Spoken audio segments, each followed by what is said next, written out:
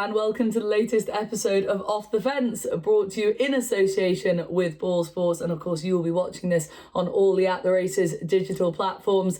This is your go-to digital jumps programme with myself, Barry Geraghty and Tony Keenan. And of course, we've just had an excellent weekend. We had so much Grade 1 racing going on in Ireland, and then not quite the weekend we hoped for here in England with the Fighting Fifth falling foul of the weather, rearranged to Sandown. Plenty to discuss there. Where will Constitution Hill go? Where will Shishkin go? We'll be talking about that a little bit later on in the show. You'll have loads of price boosts as well, and the opinions of Barry and Tony from the weekend's racing action on the track at Newbury and Fairyhouse. So without further ado, let's kick straight on. Quick check-in with the boys. Barry Geraghty, were you at Fairyhouse? How was your weekend over there? A little bit chilly? A little bit chilly, although it looked cooler in Newbury. I watched that on the TV both days, and was it Fairyhouse on Sunday, but no, brilliant. Although we missed out obviously on Newcastle, but it was still a brilliant weekend racing. Absolutely, it was, and some brilliant rides I think as well from the jockeys in the saddle, which as I say we will get to in due course. Tony, how was your weekend? Did you enjoy the Fairyhouse racing? Was it sort of what you expected from that meeting? Oh yeah, very enjoyable. Hardly left the house all weekend watching racing and different bits and bobs. I think the results were probably a bit less predictable than often is the case at this Fairyhouse meeting. You could make a case that upsets of sorts in each of the three Grade 1 races now on Sunday. Absolutely, and we will be discussing those very shortly. But Tony, I want to start with you and just talk about a more general point in regards to trainer form. With our What Happened Where section, we've got plenty to get through, but as I say, we'll kick off with this more general point. And just in regards to Willie Mullins, obviously we saw him at Turles on Thursday, middle of the week, wasn't it, with a 5-timer. He had an excellent day there, but maybe not quite the weekend he would have hoped for in Ireland. And what are you making of the Mullins stable form at this point in the season thus far? I suppose they are a little bit in and out. Some of them seem to be taking more of a run than others. Now, predicting which ones will take the run is hard for punters to judge at the minute. I suppose at Taurus the races were quite uncompetitive, and a lot of odds-on shots won, and I suppose he had a huge representation in the kind of a good race there, listed chase. When you come up to Fairyhouse, I suppose coming up against more race fit rivals that had prep runs from the Elliott Yard, and Joseph O'Brien having a good weekend there as well. So yeah, I'd say it's still a little bit mixed. Now, obviously not even the slightest concern about the stable form. Like they're coming, they just haven't come to the bile quite yet. Okay, yeah, something just to bear in mind, and we know what will happen over Christmas. It'll be Mullins winners left, right and centre, quite literally. Tony, let's stick with you and just rewind from Sunday back to Saturday to cover a little bit of the Fairyhouse action over there, because we saw some very smart performances, and Firefox for Gordon Elliott was one that caught your eye, beating the Mullins train favourite in Ballyburn in that maiden hurdle. Yeah, a steadily run race, this maiden hurdle on the Saturday, and Firefox I suppose was always in the right place, but I suppose he just does everything right in his races, which maybe Ballyburn doesn't do things quite so correctly. Firefox kind of settles in front, jumps well. Ballyburn still a small bit keen, and maybe not as bad as he was in his bumpers races with this head down style. Made a mistake at the second last. I suppose that there's a few ways of looking at this. Firefox to me just looks a very good horse. He sharpened up a lot since the horse that was running over 2.5 miles as a maiden hurdle, then went back into bumpers last season.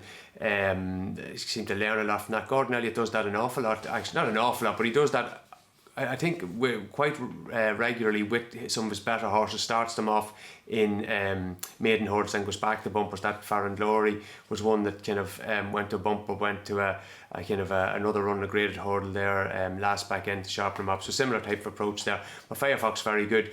Look, if you're a supporter of Ballyburn, I suppose positives and negatives, like the Mullins stable form would give you maybe positives. But there's just one interesting thing I found. Like Willie Mullins going back to 2007, he's had 15 winners of Grade 1 novice hurdles at the Cheltenham Festival, and that's not including the Triumph. 14 of those won on debut, and the only one that didn't win on debut, you're going well back now, this is 2007, Ebizayan won the Supreme Novices at a big price. So, I don't know, they do tend to win, the really good ones tend to win first. They might not often win well, Now you can interpret that as maybe Firefox is just a really good horse, and I'd say there's a fair chance of that, and maybe Ballybourne is a little bit disappointing. And there's one just key, and we were chatting about Torless there. Maybe Mullins actually started out a really good horse at Torless on tours. That I was kind of impressed with Daddy Longlegs. Yes. He was a really good winner now of that maiden hurdle. Times wise, overall, there were 3 maiden hurdles on the card. Like they were all broadly similar, but he was carrying much more weight than the other 2 stable winners. To me, visually, he won far more easily. From 3 out, he was much quicker than the other 2 maiden hurdle winners. And the thing is, there also, we'll come to this horse when we get to the Royal Bond, Farren Glory. Irish Panther was the horse to finish second to him in Clonmel. Farren Glory beat him, I think it was 9.5 lengths at Torless. Daddy Longlegs beat him kind of 14.5 lengths. Farren Glory beat him 9.5 lengths at Clonmel, and Daddy Longlegs beat him 14.5 lengths in Torless. And you could probably argue maybe Irish Panther was a better version of himself with the run under his belt in Torless. So that Daddy Longlegs, now I wouldn't be underestimating him as a horse that could make the step up into Grade 1s. Like, we know that Mullins has a habit of this. A lot of times his best novice hurdler will come out of left field. It won't come from bumpers like Impaire Et Passe last year, and different horses coming from France over seasons past. So I do think he's definitely one to keep in mind for better races. It'll be interesting to see, does he pitch up at Leopardstown or Christmas, or does it come too soon? Okay, some positive horses to put in a notebook then. Barry, let's bring you in to talk about Corbett's Cross, another horse that we got to see on Saturday at Fairyhouse, this time winning a beginner's chase for Team Emmett Mullins in the JP McManus colours. This horse who went off, it's sort of easy to forget the fact that he went off the 9-4 favourite for the Albert Bartlett, and then that dramatic exit at the last fence. It's taken him the 2 runs to get off the mark over fences, but I know he's not a finished article yet, but there's something about this horse. I'm a big fan of him, and the way he won just cozy at the line, you just know there's an awful lot more in there, isn't there? Yeah, I thought the same. No, he's a horse I really liked. He had a nice run first time when he was third in Naas. Good run, just got a little bit tired. Obviously improved for that, both experience and fitness. But Mark Walsh always looked to be sitting confidently. 3-card Bragg brought them on a nice gallop. Nick Rocket was on his tail, likewise Monty Starboard. Mark was always happy to watch and creep. He could really trust this fella's jump, and had got a lot sharper for the run in Naas, and rode him with lots of confidence. Nick Rocket was probably boxed out of it at the last. He was coming with a little challenge, but just couldn't get through on Jack Kennedy's inner on 3-card Bragg. But you'd have to be. I was really impressed, like you know, with Corbett's Cross, how he picked up, and he seemed to win a shade cozy. So no, I think there's plenty more to come from this fella. You'll know this more than me, Barry. I've only seen him once in the flesh, and that was at Cheltenham. But he strikes me as quite a sort of rangy, kind of gangly horse, still got plenty to sort of furnish, probably mentally and physically. I know his jumping wasn't perfect, but he doesn't lack scope. And I think when he has a bit more experience, I hope anyway, those little mistakes will be ironed out. I think he'll be faster from A to B, is my point. Yeah, no, I caught my eye going away from the stands in Naas, having jumped 4 or 5 fences. All of a sudden the penny started dropping, he got sharper and quicker, and as you say, has a lot of scope. So no, I think he's a horse who will improve, as you say, for experience, but he seems a calmer version of him than last season.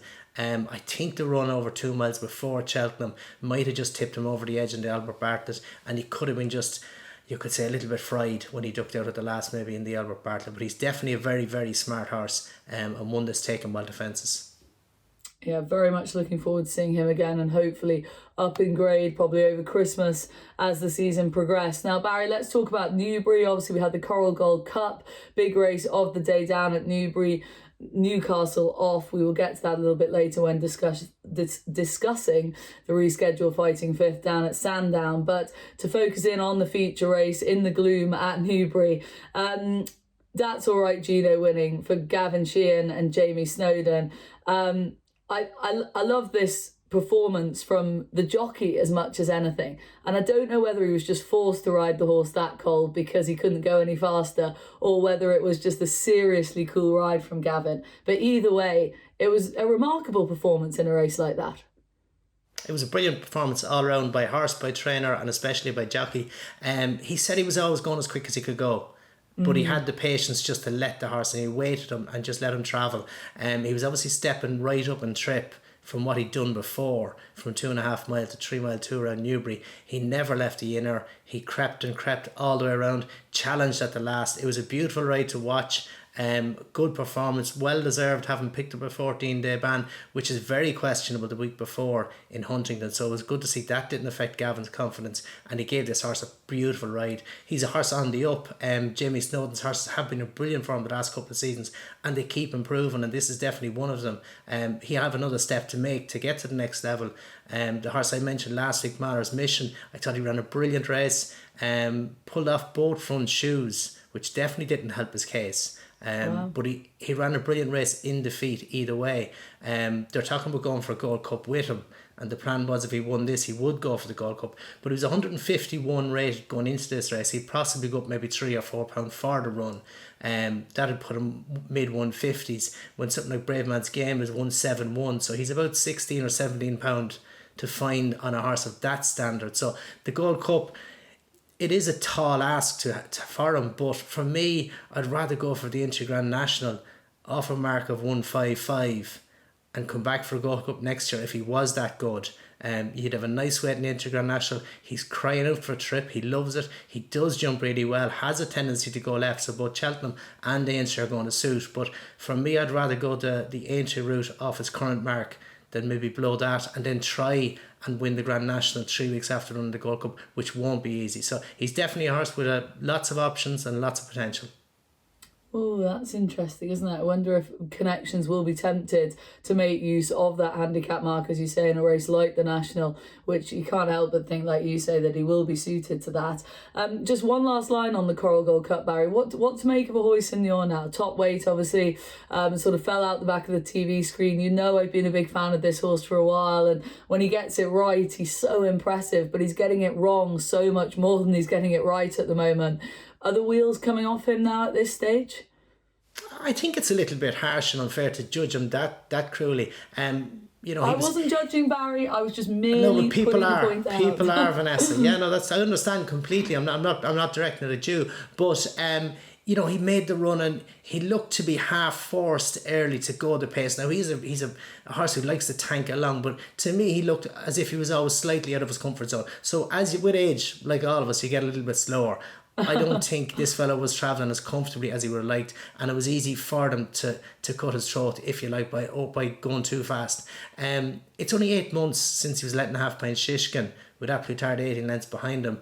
So it's not long since a good level of form. It's 10 months since he won the Cotswold Chase. He's only 8-year-old, so I wouldn't be in a rush to condemn this fella, and his better form is probably in the spring as well. But I think slower ground like that, he won the Cotswold on heavy ground, I think slower ground would help him at this stage, just to slow the pace of those races down. The Shishkin race probably wasn't a vintage renewal at the end of the season, and he'd probably capitalise on that. But I think slower conditions maybe into the spring, but something like the Cotswolds wouldn't be beyond him. Okay, we keep the faith then with Ahoy Senor. Let's move on, Barry, to rattle through a few good names that we saw in action at Newbury on Friday. We will kick off with Hermes Allen winning on Chase debut and taking a grade 2 in the process for the Nichols team.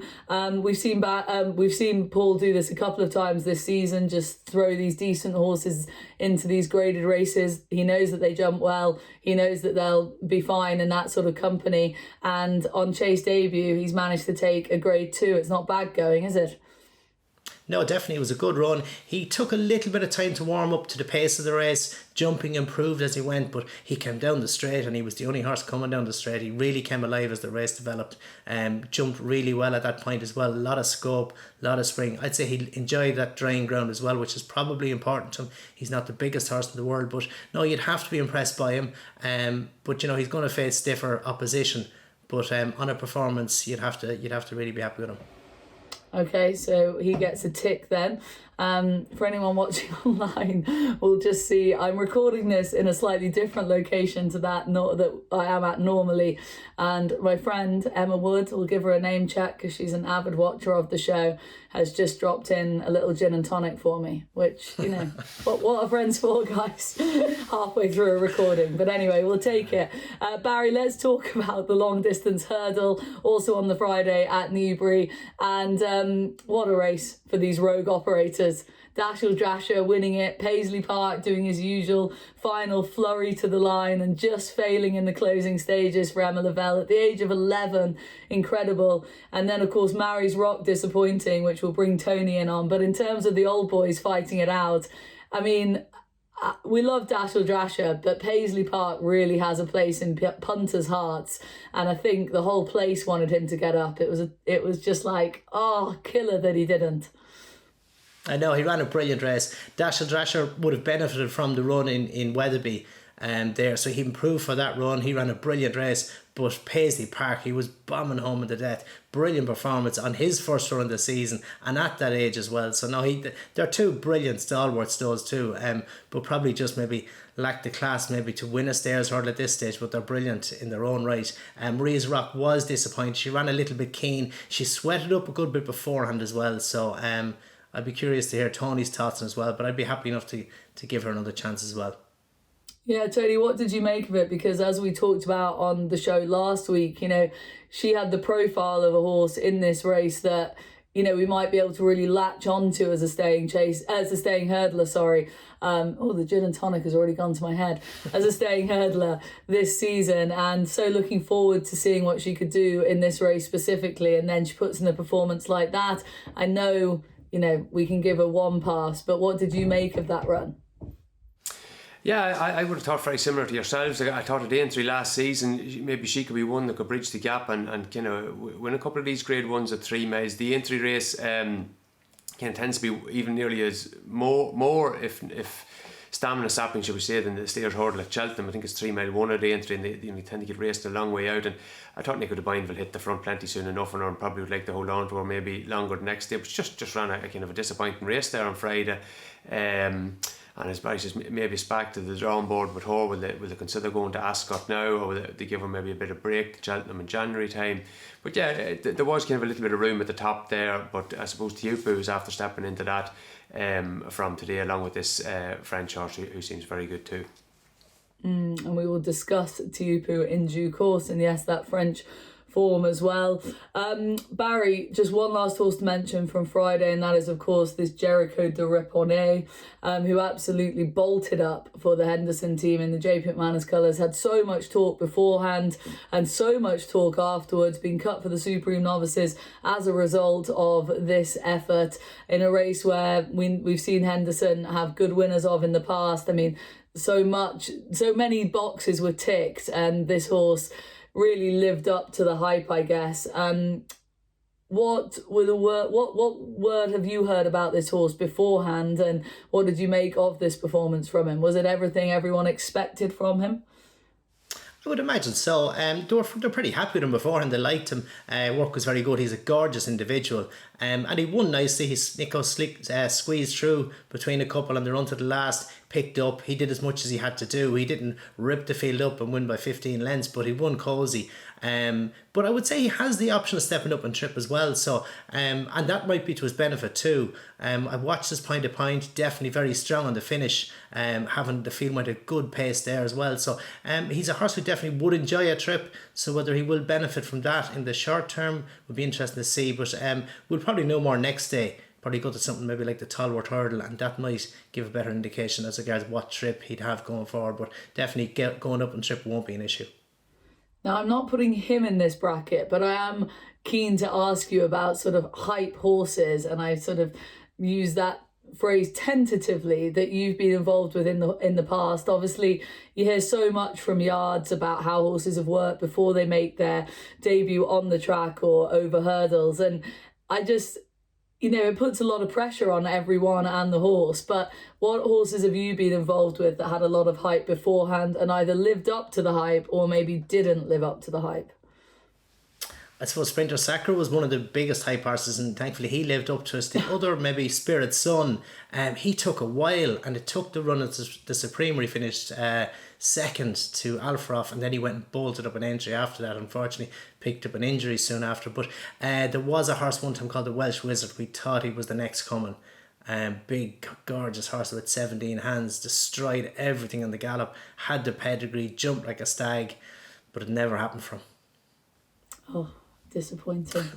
Very disappointing. But like you say, at least Sprinter Sacre lived up to it. I mean, he ticked every box and there was so much hype around him in the early days, and then he went on to do what he did.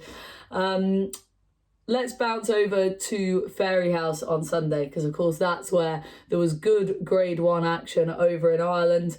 Tony, we will start with you here. We will kick off with the Royal Bond that saw the aforementioned Farren Glory win for Jack Kennedy and Gordon Elliott. But did the race lack a star, is it fair to say, even before they jumped off? Was that the general view? Yeah, I think so. I'd say it was a bad race and possibly a very good winner, actually. Having watched, okay. Yeah, I think overall he was the one that one of the few in the race that had upside. Having watched his race in Clonmel, I was amazed that he was able to cope with coming back to 2 miles so well. He looked like a stayer that day, and things didn't go right here this afternoon. He kind of got caught in a pocket, had to extricate himself from that at the top of the straight. He made a mistake at the last. King Kingsfield had kind of gone on, but did really well and was well on top of the line. Now, I think you'd have to give him a lot of credit for the way he overcome things not going his way and kind of circumstances. Probably not been ideal. Wouldn't be an unusual. Gordon Elliott would tend to buy that type of horse, more of a staying type. I wouldn't really have an awful lot of time for a few of those in behind. I think King of Kingsfield, you're talking about maybe hype horses and things like that. I would have got the sense earlier in the season, the fact they ran him at Fairyhouse earlier on, he was probably their horse for the Royal Bond, and he actually ran really well. But you kind of both Gordon Elliott and Jack Kennedy have mentioned at different points today and earlier that he's a little bit of a weak finisher. He's maybe a horse that now in a big field handicap hurdle could be covered up for a late run. On Tubber, I'm kind of going to contradict myself a little bit here. He was in the right place, I would say, on the lead, but it didn't suit him at the same time. That kind of steadily run race, he'd want a stiffer test. And in Canterbruno, I suppose the ground was all against him. So I wouldn't be maybe too keen on the second through to the 8th, but I think the winner you'd have to give a lot of time and respect to. Now tell me this, Tony, you just mentioned it there. From your point of view, do you take any notice of the hype around horses? Like, would you ever take that into consideration when you're sort of viewing a race yourself, trying to dissect it? I would, yeah. I suppose it's like anything. It depends who's telling you. Does everyone know, or is there only a handful of people know? And obviously, it's much better if only a handful of people know. There's no point in finding out horse X is working brilliantly and all that when it's 4-6, haven't been 7-2. But if you find out maybe when it was 3-1, it might be a bit more to your advantage than heading for 4-6. So no, I wouldn't be setting out to oppose every hype horse. Some of them are hype for a reason, some of them aren't. I do have to admit, I do like this thing when kind of connections say, oh, this horse isn't a good workhorse at home. So I think that can sometimes, maybe they tend to drift a little bit and you can get behind them at maybe prices bigger than their form dictates. But it's a case by case basis, I suppose. Case by case, I like it. Barry, what about the Drinmore? Let's move on to the Drinmore.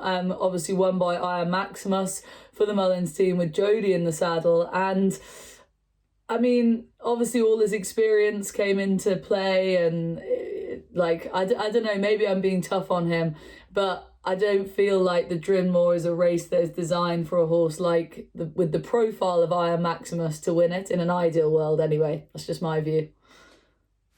Yeah, you would have thought that normally, and watched him last year in the Irish Grand National, he didn't really seem to enjoy himself, and Paul Townend did an unbelievable job to get him into the frame, let alone win it. But he looked a sweeter horse in Fairyhouse now, and he travelled reasonably well, he jumped reasonably well, didn't do it at a nice pace without going too quick, but he was always able to hang in. I suppose the slow ground suited him, the experience he has was a help to him, and he was a good solid staying winner. Found the 50 was the horse who probably caught my eye through the race, and he was jumping on and travelling easy, and a little bit maybe novice at the last, might have just exaggerated the distance, if you like. I think he'd have been closer to the winner.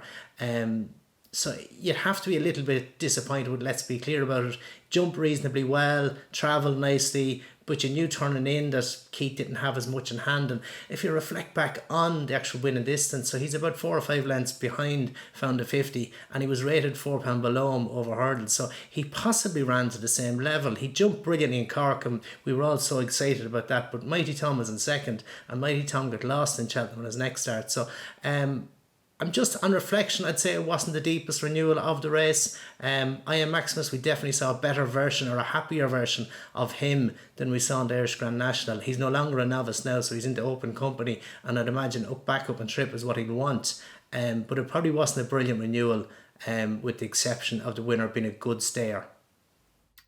Tony, what positives are you taking, if any, from the Drinmore? I thought Let's Be Clear About It looked the best horse for 95% of the race. I thought he jumped best, travelled best, and he just stopped as if he was shot between the last two fences. My interpretation of his three possibilities. He's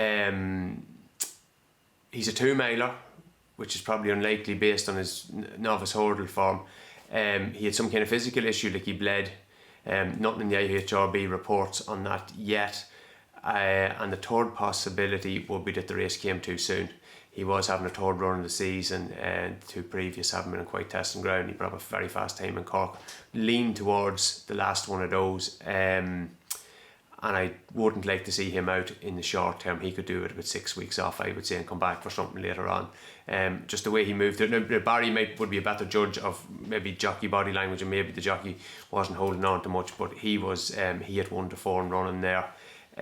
Between those last two, I had a good bet on him, and I thought I was going to collect, and I was very disappointed with his finishing effort. I think the form overall is probably quite weak. Found a 50 just does things wrong a bit for me.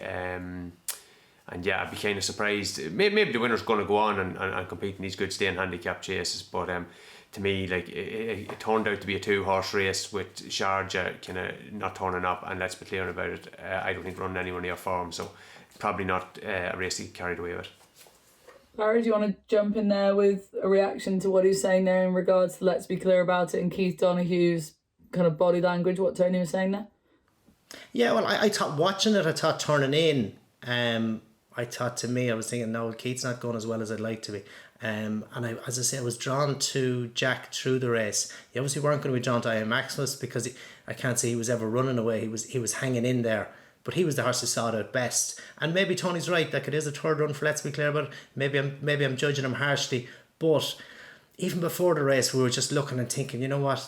I wonder about this fella. You know, he just, you talk about hype horses. He could have been a hype horse on one run because he was rated 138 over hurdles. That's a long way off the level that you need to be, you know, a proper, exciting chaser. He's a nice horse. He's not the biggest horse in the world. He jumps well. But I'm not sure if the real, you know, electric buzz, if you like, of a horse, I didn't get it off him to say that he's going to be a 10 pounder, a stone better over a fence than he was over hurdles. Time will tell, and I'd accept Tony's point. Definitely on a third run back, you wouldn't want to see him back for the next 6 weeks maybe. Okay, interesting, very interesting. Let's move on to the Hatton's Grace. A really intriguing race, I thought. And Tony, I want to start with you here. Obviously, Tiupu for Jack Kennedy and Gordon Elliott again getting up and beating Impaire Et Passe, the short price favourite, the horse that we were really looking forward to seeing in this race, who came there travelling and then just couldn't quite go through with it in the closing stages. What were your takeaways? Did you think this was a very good ride by Jack Kennedy on the winner to sort of manage to manoeuvre into that position and do Impaire Et Passe on the line like that? Yeah, it was an excellent ride by Jack. I think Barry will go through that himself, and Ruby and all the people in RTE, I think, give a very good synopsis of it, that kind of Jack was kind of just putting Paul Townend in the position he really didn't want to be, and Paul Townend kind of over racing from basically the get-go, and Jack was kind of putting the pressure on him, and he just always maybe doing a little bit too much. I think Jack had a bit of needle in him after too. He made sure to mention it in a few interviews, which wouldn't be like him. He must have been absolutely delighted with the ride. As the race itself, Asher, it was a fantastic race. Market beforehand was very interesting. Impaire Et Passe kind of solid, kind of around the 1.6 all day, kind of drifted out late, I think 1.8, 1.9 nearly on the exchanges.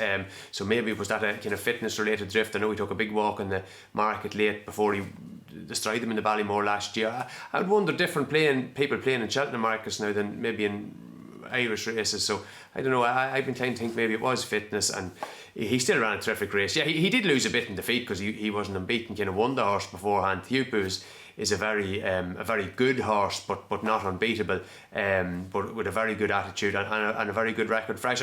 And I was very surprised with the comments from Gordon Elliott and the owner afterwards.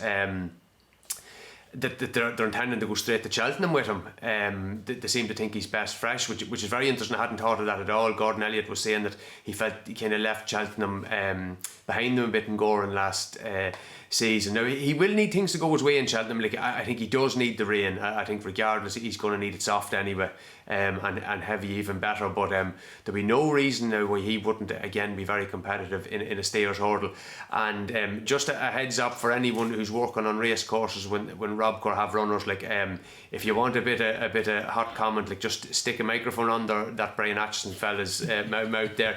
He's giving off massive Michael O'Leary vibes there. He's liable to come out with anything there about horses and targets and this, that and the other. So kind of box office stuff. I wouldn't be letting him walk off quietly now after a winner, definitely not.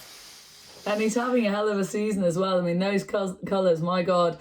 But Barry, over to you for the sort of Jack Kennedy angle. It's interesting that Tony just flagged up, Jack in the post-race interviews, because I listened, Tony, to the one that was done. It must have been the one done on Racing TV. And I, like you, thought to myself, it's quite an un-Jack Kennedy couple of lines in there. Just things that if you know Jack Kennedy, I don't know him personally, by the way, but as in if you watch a lot of interviews, there was definitely a couple of little lines that I thought, that's quite an un-Jack Kennedy thing to say. And I love it. I love to see it. I love the personality coming out. But Barry, I'd say he got a real kick out of that one, didn't he? Oh, I'd say definitely. And maybe those lines were a reflection on the time of the year it is. You're expecting the Willie Mullins bandwagon to come out. And Jack was fairly excited after winning the Royal Bond as well. And he gave a good salute of the stick with Tiahupu or Chupu. We were educated on today. We were told that's actually, it's a Fijian word. We've been calling Tiahupu for ages, but no, it's Chupu. So whether that'll ever change, done, I'm not Barry. sure. It's a bit You're like always the clever one on this show. Kato or Kato, it's a bit like that. So anyway, it doesn't matter. As regards the race itself, and if you watch it from the jump off, Paul jumped off alongside Jack, not expecting Impaire Et Passe, I would say, to be keen because he was so relaxed last year. But this horse had a couple of runs before he stepped up in grade, and I'd say the penny only dropped to him after those couple of runs. Obviously the penny was well dropped with him by Cheltenham and Punchestown, and he lined up today. He was a racehorse and he jumped into Paul's hands. He was alongside Jack down to the first. The horse charged up to the first and he half fluffed it. And then he's sitting half a length up in Jack, and straight away opportunity presents itself to Jack. What else do I want to do? Only sit on the tail of the favourite, keep him running with the choke out, keep him busy, keep him active all the way through, and then you jump to third last and start pressing him as early as you can, without compromising your own finishing position. So you're trying to put the pressure on him as get him racing as soon as you can. Paul Townend jumped to second last. He's conserving the whole way down to the last. As long as he can, he's trying to stay out of top gear because he knows, having ran as keen as he did, there's going to be a short run in top gear before he gets tired. So it was a brilliant performance by Chupu, a worthy favourite for the stayers and the one to beat. He was third in the race last year as a 6-year-old. He's going to be much better over that trip this year or this season as a 7-year-old. So interesting that they say they're going to go straight there. You'd have to say his best performance last year was in the Hatton's Grace and a brilliant performance again this year. So maybe fresh is the thing for him. But take nothing away from the runner-up. I think if Paul was to line up again, knowing what he knows after the race, he'd have just walked out last, he'd have followed round, and I'd be surprised if he wasn't a cosy winner. That's taking nothing away from Chupu, the winner. I think he's a very good stayer. But for me, I think Impaire Et Passe is a very good horse and definitely coming back to the champion hurdle trip and possibly even taking on Stateman at Christmas could happen. So Paul will have a decision to make then. I love it. I love talking through these races with you guys. It's just fascinating. That about wraps up our look back at what happened where. But before we go any further, it's Ball Sports price boost time. Look at your screen right now for the Ball Sports price boosts that are on offer this week. It is, of course, as per every week, for a limited time only. And you do need to read the T's and C's. It's in the show's description on YouTube. So click and read those. But do avail of the price boost. Get stuck in. That's what you're here for. And there's some healthy ones there as well. So enjoy. Let's move on to our preview part of the show, the week ahead. Obviously, we've been discussing it plenty. The rearranged Fighting Fifth Hurdle taking place at Sandown, which means that, of course, it's a week closer to the Christmas action, which is going to affect Constitution Hill's diary, apparently. Brings Shishkin into the mix. Might he have a run? He missed out on his desired run in the rehearsal chase. Loads of balls up in the air, Barry. In regards to Constitution Hill, the question I wanted to ask you is, reading the Nicky Henderson sort of comments when they agreed that they were going to rearrange the Fighting Fifth to Sandown, I didn't understand why, or I don't understand the angle of why the Christmas is so much more important to Constitution Hill than winning a Fighting Fifth. It's probably the timing from Christmas to the now the rearranged, but the international hurdle, which used to be run in Cheltenham in early December, is now run on Trials Day. So that's his next intended target after Christmas. So if he was to go to the Fighting Fifth, go to Christmas and go to the international hurdle, the timing there could be wrong. There could be too short a gap between the Fighting Fifth to Christmas. I see. So it's like the knock-on. It's the knock-on. Yeah, it's more or less a 4-week gap, you could say, or 4 weeks and a bit, I'd say, between Christmas and the international hurdle, which is ideal, whereas the gap between the Fighting Fifth now and maybe going straight to the international hurdle wouldn't be as smooth. So I would imagine the timing has a lot got to do with it, and just the proximity of the Fighting Fifth to the Christmas hurdle just could be a little bit tight, especially when it's going to be between his first and second run. Okay, that does make sense. I understand that now, and it's sort of knock-on effect into the new year and beyond, I suppose. But what about Shishkin? If he was to line up here after the debacle at Ascot, obviously whether his hurdles or fences doesn't really come into the equation in regards to the conversation about whether he's going to jump off or not. But expand a little bit on the angle about using a hurdles run to prep him for hopefully a King George, right? Yeah, I'd say it's any run really at this stage. But a run over 2 miles isn't going to be as big a test for him, won't set him back as much. So it actually is a good place to go, because we mentioned the short proximity of time between the Fighting Fifth and the Christmas meeting. So a run over 2 miles won't affect him as negatively as a run over 3 at this stage, so he's better off. And another plus on the other side of it is the Fighting Fifth in Sandown, 2 mile start, bottom of the straight, you're racing up to the stands, so he'll actually be running home, so that might just help encourage him out the gate a little bit as well. But I'd struggle to fancy him to beat something like You Wear It Well or Love Envy or even Not So Sleepy, who's dead heated and been placed in the Fighting Fifth at Newcastle in the last couple of years. So Shishkin has lost a lot of his old pace. He obviously was a Supreme winner, he was a Champion Chase winner, but he's no longer competing at that distance. So especially then come back from fences to hurdles, I couldn't imagine him being sharp enough. So no, I'd be looking elsewhere, and maybe if Love Envy was the one to turn up, she could be the one here. Okay, that is interesting. But the Tingle Creek is, of course, the feature race on the Saturday, and it's going to hopefully be a big weekend for the 2 mile chase division, because we have the Tingle Creek where ideally we're going to see Jonbon. He's going to be a very short price favourite for this. Obviously, so many people so impressed with him after that Cheltenham seasonal reappearance. He's going to be taking on the likes of the kind of limited Captain Guinness, I think it's fair to say, and I suppose the improving Boot Hill in there, but there's some other exposed types and the race might not suit a couple of them, so it's probably not a vintage renewal, but it will be interesting to see what El Fabiolo Barry does over in Ireland in comparison to what Jonbon does here, because of course that's the clash we're all looking forward to later down the line. Yeah, but we're probably going to have to wait for that. And with Captain Guinness going to Sandown, there mightn't be much to take on El Fabiolo in Cork. But as regards the Tingle Creek itself, Jonbon, he was very impressive in Cheltenham in his last run. He'd Edwardson 9 lengths behind him. He's entered up here as well, so I don't see any reason why Edwardson is going to claw that back. Boot Hill looked beaten when Saint Segal, I think it was, fell at the last in front of him in Ascot. So that maybe shows his limitation. He was well behind Jonbon in last season's Henry VIII, I think it was. So no, Jonbon, you have to say, is rock solid and is going to be hard to beat if he turns up anywhere near the form he was at Cheltenham. And he was probably at his most impressive to date over fences in Cheltenham last time. Yeah, I don't think we have to really expand on that too much more, do we, in regards to it? But we will look forward to seeing Jonbon all the same.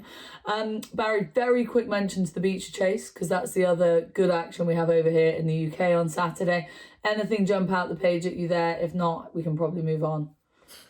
I was kind of wanting to give Fantastic Lady another chance. She was fifth behind Geraghty on very heavy ground in the Sefton last time, having been second to Bill Baxter in the Topham last season. Jumps really well, loves it around there. The ground at the minute is good to soft, which I think is going to suit. So I wouldn't mind giving her one more chance on better ground. Okay, she gets positive mention. I will allow you that. Right, tracker time, guys, to wrap up the show. We said this was going to be a snappy show, and actually it's not going to be, but anyway. Let's do tracker time. Barry, I'm the timekeeper here, and I fail every week. But anyway, Barry, please tell me, what horse should the listeners and viewers be putting in their tracker from the last 7 days? I thought Any Harman Askin ran a really sweet race. He ran a good race in the Welsh Champion Hurdle at the start of the season. Disappointed since then. Has been disappointed for most of the last season. But this was the first time stepping up to 2 mile 5. He's the only horse to have beaten Constitution Hill. He beat him in his point to point. And obviously that was over 3 miles. So the distance isn't a problem for him. But just the way he travelled into a competitive position off the turning in Newbury. He seemed to level off then. But I think he's a horse who could build on this. Now, he doesn't have many options in good quality 2.5 mile races. The Lanzarote in the spring, and then you're looking at maybe the Coral or the Martin Pipe come the festival. So it'll be interesting to see what the target in the meantime. But I think this fella over the middle distance in the spring could be worth keeping an eye on. Okay, and Tony, final word to you. Can I have your tracker, horse or person, please? Yeah, I'm going to go with one of each. Tracker person, first of all. Conor Stone Walsh, I think it has to be a kind of claiming rider to keep on side over jumps during the winter.